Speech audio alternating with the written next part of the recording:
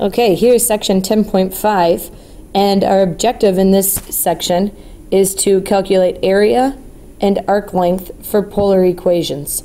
So the first one, if we are dealing with area, usually we cut things into rectangles and we had an infinite amount of rectangles, and then if we added up the area, or added up all the rectangles, that would represent area. In this situation, what we're going to do is we're going to have an infinite amount of radial lines going through, and then we will calculate the area of each one, or each kind of triangle, I guess, in this situation. We'll add up the area of each one, and that will give us the total area of a region. So our function has to be continuous and non-negative on our interval from alpha to beta, and 0 is less than beta minus alpha, which is less than or equal to 2 pi. You won't have to be concerned about specifics like this. Our function will always be continuous and non-negative, so you'll always be able to deal with these things. Then the area of our region bounded by the graph of r equals f of theta, so obviously that represents a polar equation, between our radial line where theta is equal to alpha and theta is equal to beta, is given by this equation. Area is equal to 1/2, it's our integral from alpha to beta. So alpha would represent your first radial line, beta, here's your last radial line, basically where you're bounded by, which is what we've dealt with. And then it's our function, so f of theta squared. And that's it, so it's pretty easy. We could also, instead of f of theta, you could say, well, it's 1/2 alpha to beta, and then say, we know that f of theta is the same thing as r, so you could say, well, it's just r squared differential theta, same thing. So a couple examples of this. We want to find the area of one petal of r equals cosine 5 theta. Well, because our petals are symmetric, we also really, even though we have one petal here, we can just take the top portion of it and then, or like the top half of it, and then we can multiply it by 2. I think it's really helpful to have a graph of this because you have to know what are you integrating from. So let's just make a small graph. Here's going to be my table, and I don't really need too much. There's theta, there's r, and I don't have to have too many things here because in the long run I just want one petal of it. And then the graph of it, we'll scroll down a little bit. If I start, oh, sorry, a little stop there, I hit the wrong button for a second. So when I start graphing this, I always start at 0. And if I plug that in, 5 times 0 is 0, cosine 0 is going to be 1. So I have 0, and then my radius here would be 1. Remember, I want to graph at my quadrant angles. So I want to evaluate pi over 2. Well, what does theta have to be for this to be pi over 2? Theta would have to be pi over 10. Because then 5 times pi over 10 is going to give me pi over 2. And I know cosine of pi over 2 is 0. So pi over 10 is not a very big angle. So my petal just is not very thick here. And that would be the top portion. And really I don't need any more than this because I know that my petal would be symmetric underneath. And so I can take this, and area is usually 1/2 from 0 to pi divided by 10. But that will only give me half of a petal, and I need to have, I want the entire petal, so I'm going to obviously multiply by 2, and I can use symmetry. Now I need my function. So I have cosine 5 theta, and square that, differential theta. So this gives us, if we evaluate, obviously 2 times 1/2 will give that, simplify out to 1. We have 0 to pi divided by 10, and this is just cosine squared, remember. It's not our angle squared. And for cosine squared, we have to replace it, and we know that that becomes 1 plus cosine. It doubles our angle, so it becomes 10 theta divided by 2 differential theta. And so that's one of those properties. Remember, whenever we have to evaluate cosine squared or sine squared, we have to use the double angle property with it. So this is a double angle for cosine. If it were sine squared, remember it's the exact same except for the operation would be subtraction instead of addition. Well, now I can break this up into two integrals. So I have 1/2 from 0 pi divided by 10, and I have the 1/2 because I'm factoring it out. That leaves me with 1 differential theta. You could leave the 1/2 in, and that's not a big deal. In the next integral, I like to factor out the 1/2. I'd rather not deal with a coefficient or a constant there. And then I have cosine 10 theta differential theta. Well, we know that we have to have a u value. U is 10 theta. Derivative of u is 10 differential theta. Okay, I need a 10. I have to take out a 1/10. And from here, I would have 1/2 theta. And because both of my integrals are from 0 to pi over 10, I'll put that back in at the end. Plus, this will be 1/20th. And we know that this is going to give us our u value, end up being cosine u. Antiderivative of cosine u is sine u. Well, our u value is 10 theta.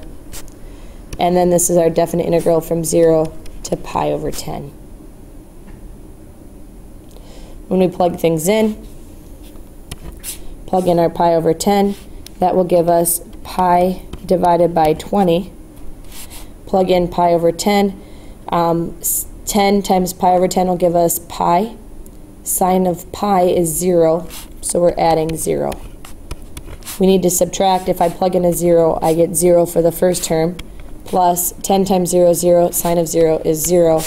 Our answer is pi divided by 20 units squared for area. So that's the area of one petal.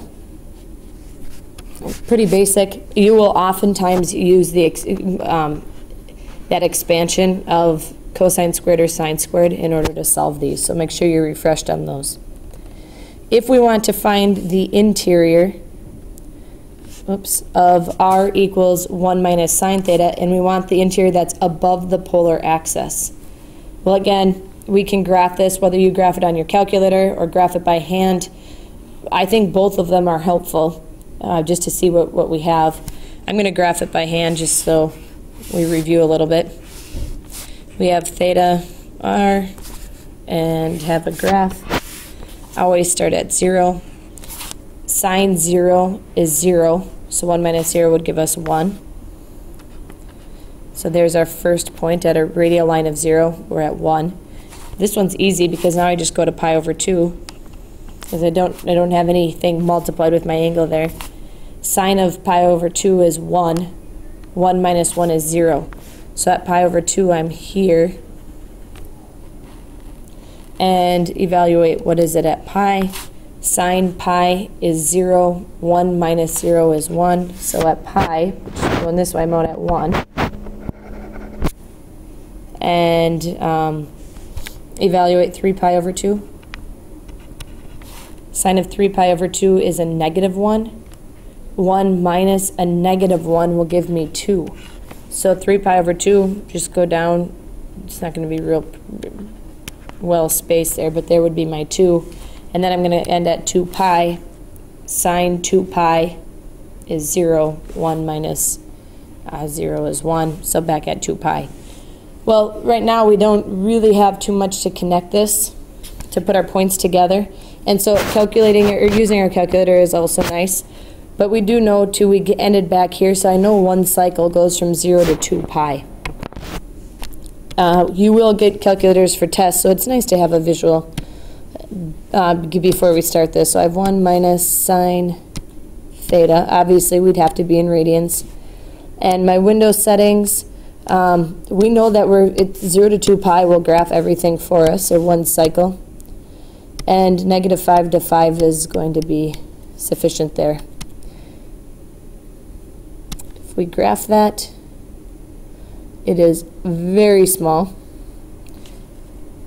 So I'm going to just increase my windows, or shrink the window a little bit here, and go from negative 2 to 2 for both the x and the y axis. And now when we look at it, this is called a cardioid because, again, it's the shape of a heart.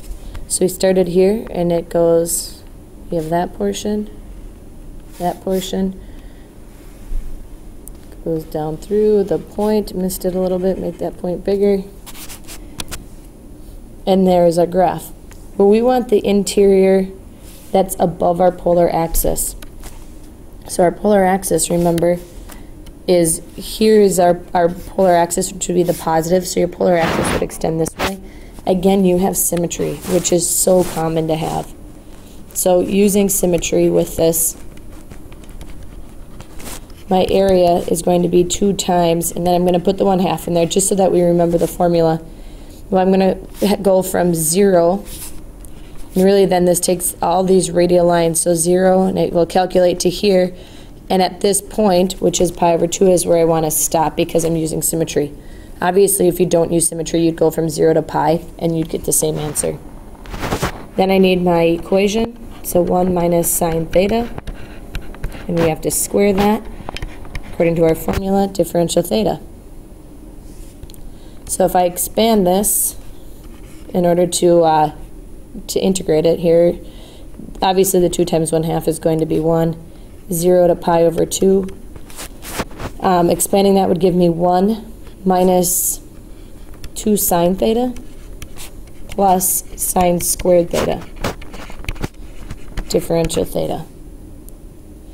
The sine squared theta is, again, that's going to be the one, we're going to see it all the time. And so I'm going to break that one up. I'm going to keep these two together. 1 minus the 2 sine theta. I don't need a u value or to do anything crazy with those.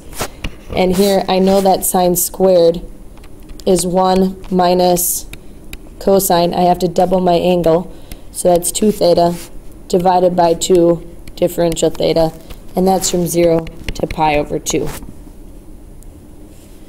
And at this step, I know how to integrate these pretty easily, so I'm just going to deal with that. If I integrate 1, I have theta minus 2 antiderivative of sine is a negative cosine, so that makes it a positive cosine theta. And then with this portion, I know technically I probably should say it's from 0 to pi over 2. I'll deal with that. Here I have to break this up into my 2 integrals, so 0 to pi over 2. We have our 1/2 differential theta. Whether you factor it out or leave it in, it doesn't really matter. Minus 1/2 0 to pi over 2. We have cosine of 2 theta, differential theta. We know our u value has to be 2 theta. You always have to show u values. Differential of u is 2 differential theta. Plug in a 2, and then I need to obviously offset that with the 1/2. And now I know how to integrate this. This will end up being just cosine u. So in the long run, if I put everything together, and then I can evaluate, I have theta plus the 2 cosine theta. Adding to it, antiderivative of 1/2 will give me 1/2 theta. And then minus, multiply those together, we have our 1/4. Antiderivative of cosine u will give us sine u. Well, let's replace our u with our 2 theta. And this is all from 0 to pi over 2.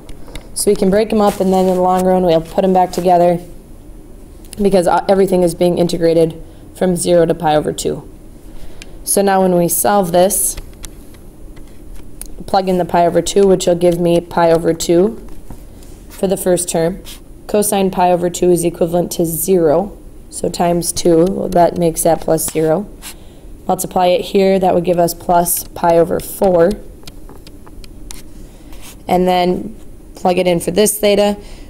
2 pi over 2 will give us pi. Sine pi is 0.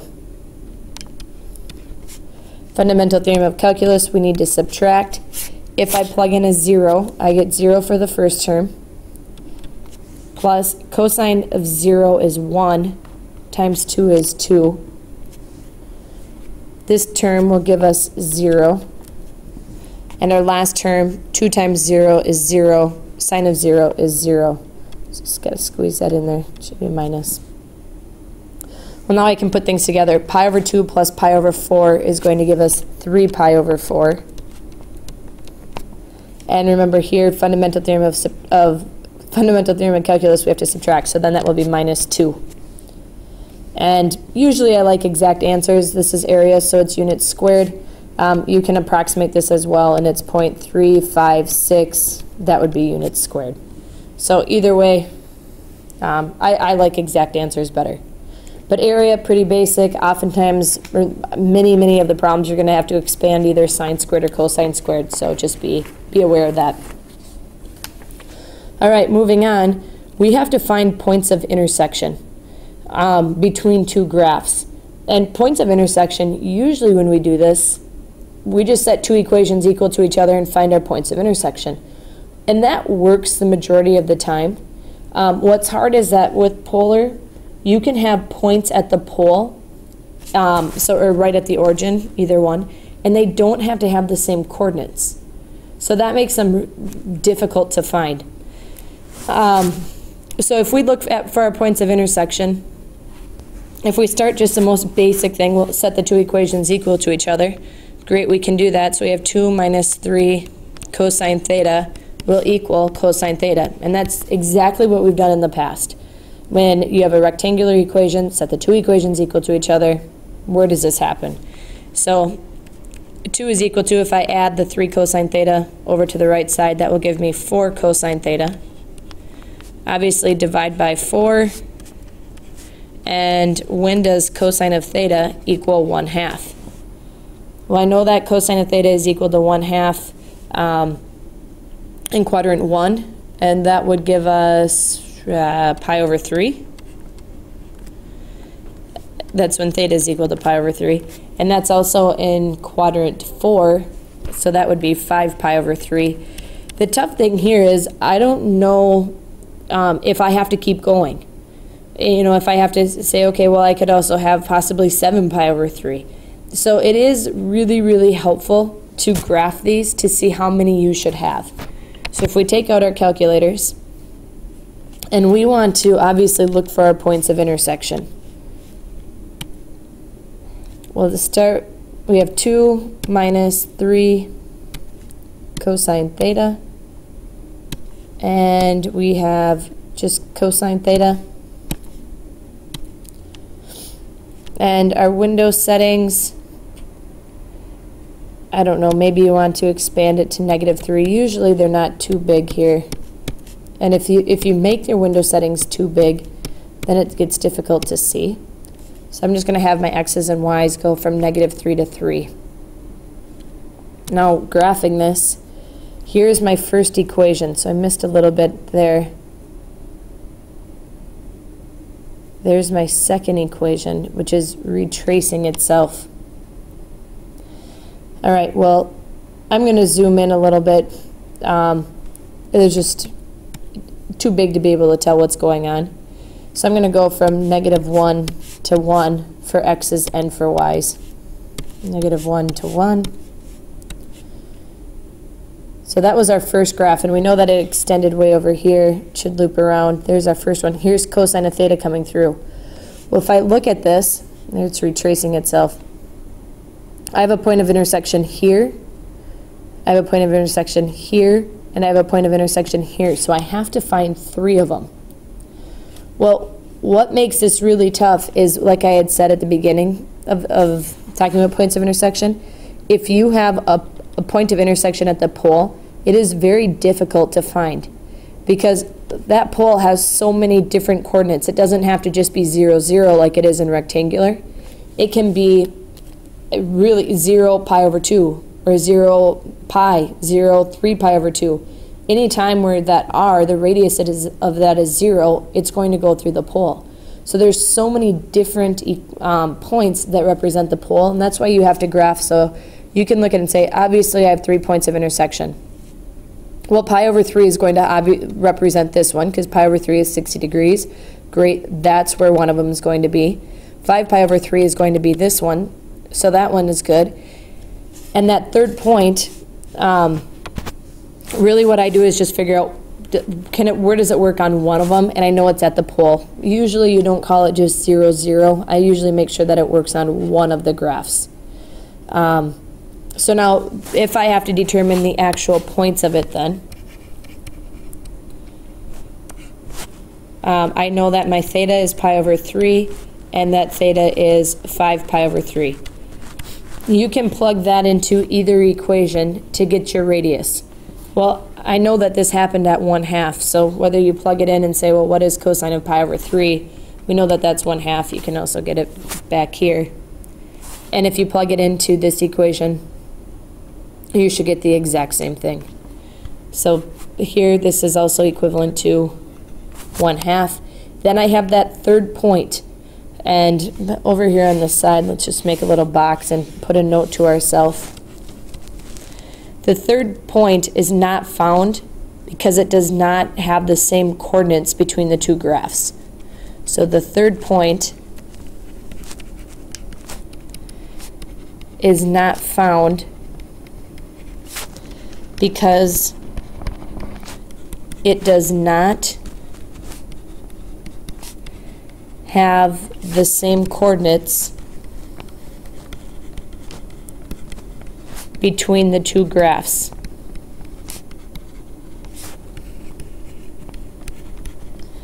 And then this is very common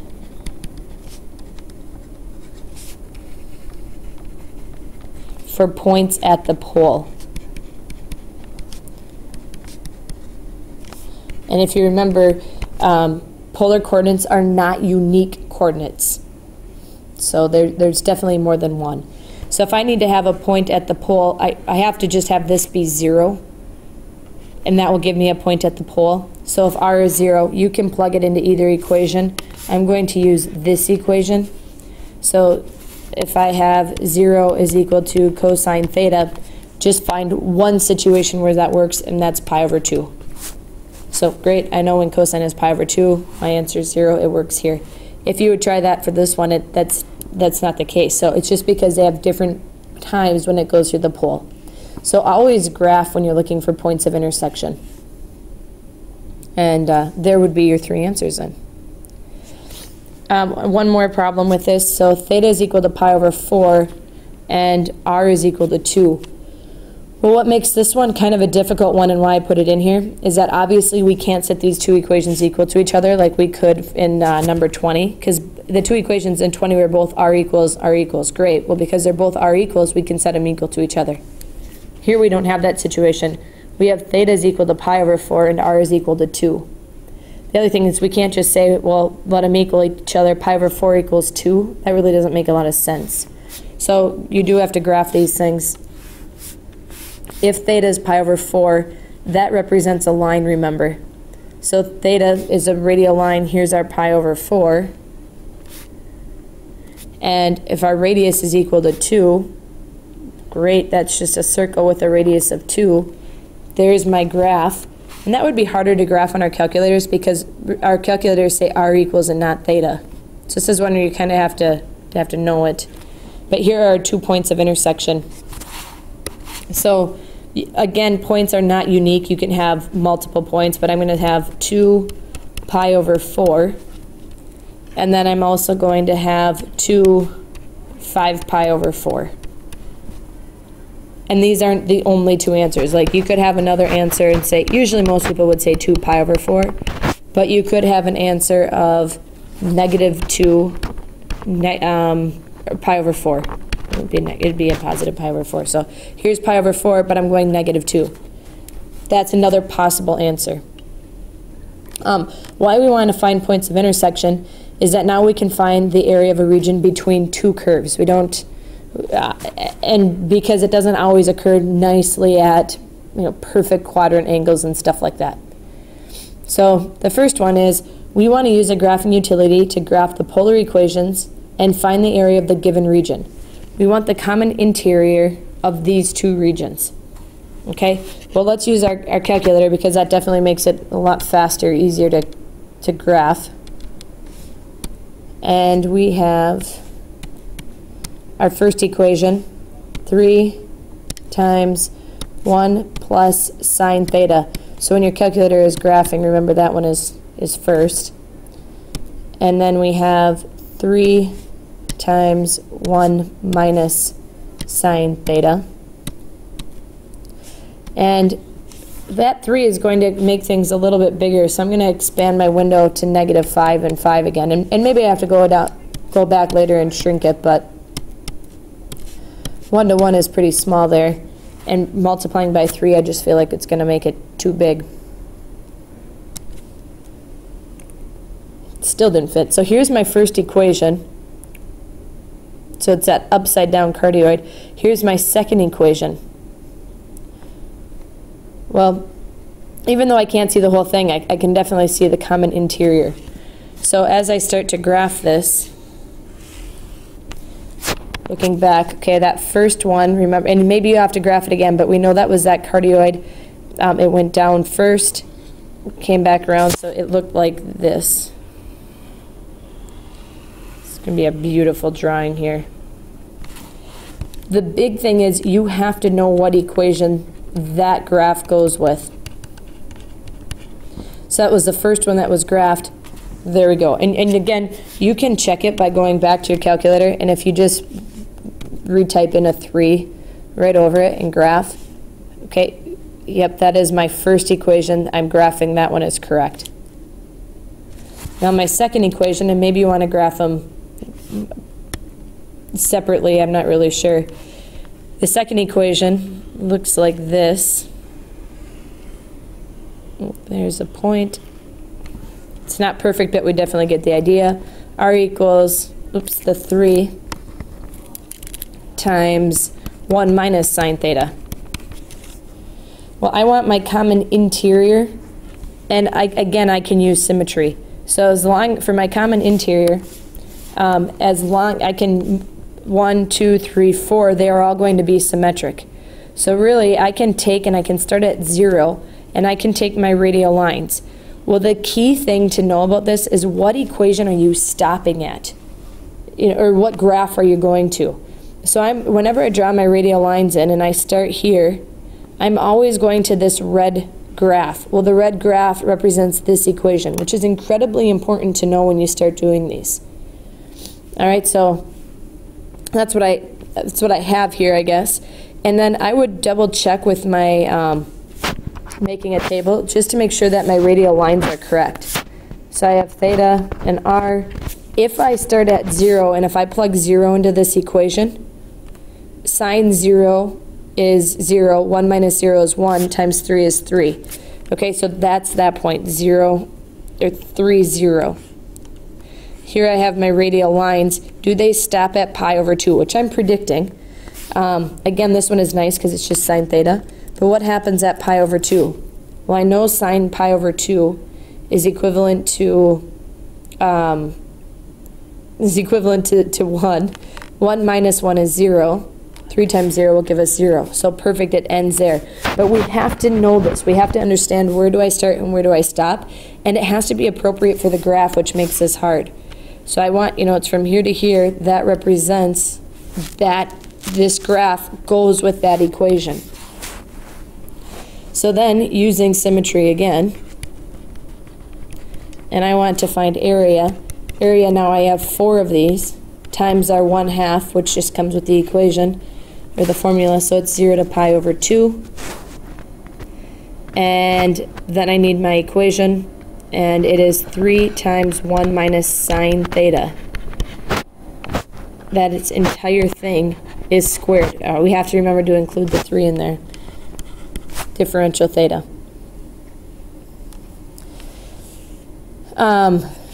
Properties of exponents, you can take the 3 squared if you want to, and take that out, and then you have 1 minus sine of theta, and that quantity squared, which is probably what I would do. So here, obviously, 4 times 1/2 will give us 2, and yeah, we can write this all out. Pi over 2. Distribute because of multiplication, so 3 squared will give us 9, and then we have 1 minus sine theta. That's squared. Differential theta. Factor out the 9. That gives me 18. I'm integrating from 0 to pi over 2. Expand this thing, and I have 1 minus 2 sine theta plus sine squared theta. Again, we have a sine squared, which is probably going to happen in every problem. Either sine squared or cosine squared. So we have 18. Yeah, I don't need an integral. Yeah, it's already there, what the heck. 0 to pi over 2. I have 1 minus the 2 sine theta.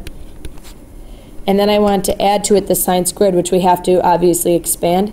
Well, I know sine squared is our 1 minus cosine, double the angle, so 2 theta. This is all divided by 2. Well, let's just separate them and divide by 2, divide by 2. That's differential theta. This is the only one that I need a u value for, so I'm going to squeeze in an integral, make a differential theta here. I know my u value is 2 theta. Differential of u is 2 differential theta. We could factor out the 1/2, which I would recommend, so it gets pretty small in there. I need to multiply by 2, so I have a 2 differential theta, so I also need to multiply by 1/2. I definitely need to start rewriting things now because it's getting pretty small. Well, when I integrate, I have the 18. Antiderivative of 1, remember I'm in terms of theta, so that will give me theta minus 2. Antiderivative of sine is negative cosine, so that makes that a positive cosine theta, plus 1/2 theta. This will be minus, that would be 1/4. Antiderivative of cosine u is sine u, well that's sine 2 theta. And that should be good.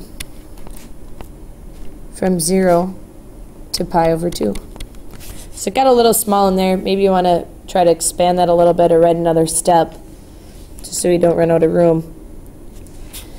And I'm going to multiply by 18 when all is said and done. I'm just going to leave it factored out. Plug in my pi over 2. That gives me pi over 2. Plus cosine pi over 2 is 0. So that's awesome. Plus, plug in pi over 2. That gives me pi divided by 4. Minus 2 times pi over 2 would give me pi. Sine of pi is 0.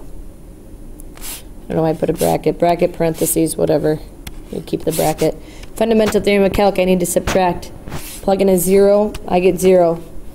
Cosine of 0 is 1, so that gives me plus 2. Plug in a 0, that gives me 0. Plug in a 0, 2 times 0 is 0. So I have 18 times pi over 2 plus pi over 4, 3 pi over 4 minus 2. I think that's the exact same thing we just had.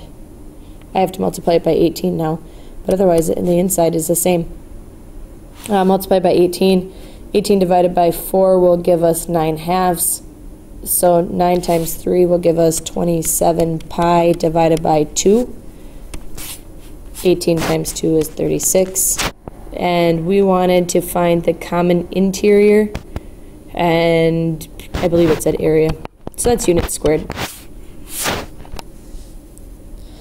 All right, to look at a little bit more difficult of this type of a problem. And again, if you have to pause this and go back and look at things, definitely do that. But here, use the graphing utility to graph the polar equations and find the area of our given region.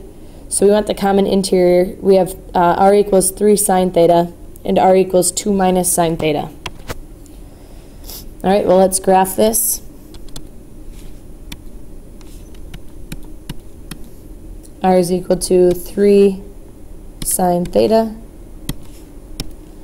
R is equal to 2 minus sine theta. And let's hope that we can see it all from -5 to 5. So 3 sine theta is going to be graphed first, which is incredibly important. So there's 3 sine theta. It goes around twice. Now the second one would be 2 minus sine theta. All right, so that top circle is 3 sine theta. If we graph that, and I like to use 2 different colors for this. I do think it's really helpful. And our bottom equation, or our bottom graph here, all right, it started out here.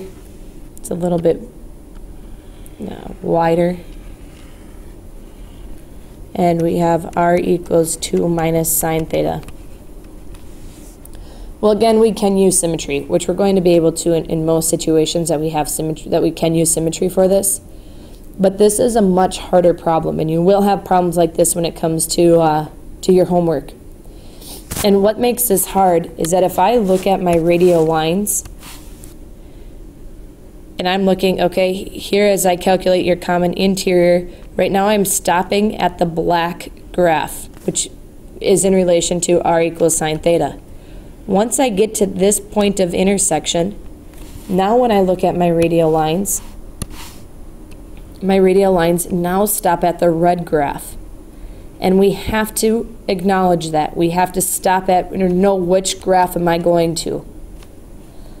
All right, so obviously this point of intersection is pretty important. We can use symmetry. We can, that point of intersection we can find as well.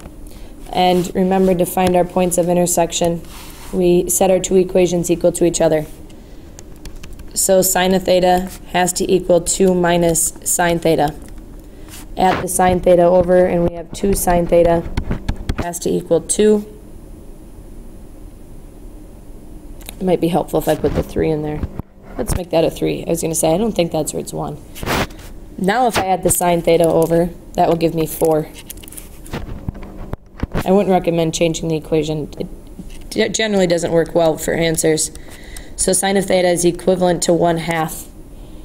Well, when is sine of theta 1/2? When theta is equal to pi over 6 and 5 pi over 6. So that's where we get that point of intersection is pi over 6. Well, that tells us then that a radial line starting at 0 and going to pi over 6, we want to use that, we end at that black circle, which means I have to use this equation. So for area, yes, I'm using symmetry because this side is going to be the exact same over here. So I have 2 times the 1/2, 0 to pi over 6. In my equation, it has to be that one that I'm stopping at the black graph. So it has to be sine theta, and then we're squaring that. Well, now I have to add to it this area. Again, I'm using symmetry, so I have 2 times 1/2. I'm starting at pi over 6, because that's where that point of intersection is, and now I end at the red graph. And that will be true up until I hit this point, which will be pi over 2. So I have all the radial lines. Switch back to red here. There's pi over 6. I keep going, pi over 4, pi over 3. And as I keep going, here when I hit pi over 2, and if you plug that into this equation, pi over 2, you better get that point, which is, I believe it's 1. So sine of pi over 2 is equivalent to 1. 2 minus 1 is 1, so that's good. That's that point. And now I want to use this equation, which is, change colors here again, 2 minus sine theta, that quantity squared, differential theta.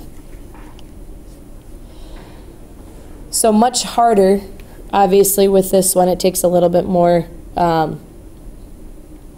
to it, but this is a pretty common thing. So you have some in your homework that are like this. And once you have the setup, I want you now to pause this, and I want you to solve this. Go through and put the two together, and you keep them separate because you have, obviously you're going to add them together in the long run. But here it's 0 to pi over 6, here it's pi over 6 to pi over 2. You can't really put those two together, so add your answers when you're done. Okay, I started this whole thing and realized that I forgot to change this equation when I went down here. I forgot to make that a 3. We better make that a 3 or it's drastically going to change everything. So you can kind of see I'm going to have to alter some of my work here. Pause it again, and I hope that you made that adjustment. So that definitely has to be a 3 in there. Your 3 squared is 9. You can factor out your 9, so it really doesn't change too much. You end up factoring 9 out of everything. So you have a 9 factored out there. But that, I wouldn't write the wrong equation. Things don't work out very well. So now pause it and do this again. All right, so this problem obviously gets really messy really fast. Maybe I should have put a whole page of work here. But when we split them up here and just start working through, this one is what becomes really ugly, plugging in the pi over 2 and the pi over 6. Because pi over 6, you just got a lot of stuff with it.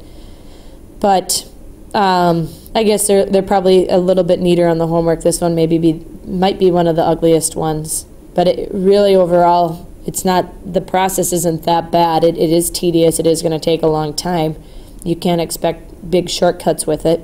But here's the work. You can check it out and pause it or look at it, whatever you may need.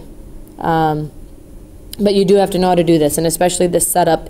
Once you get the setup right, yes, I understand that there's some errors when you go through and integrate things and all that, because there's a lot going on. But be careful, show your work, use a lot of space, and I know that you can do this. So once you have this problem figured out, why don't you take a little break, and we'll do the last two ideas with arc length and area of surface of revolution.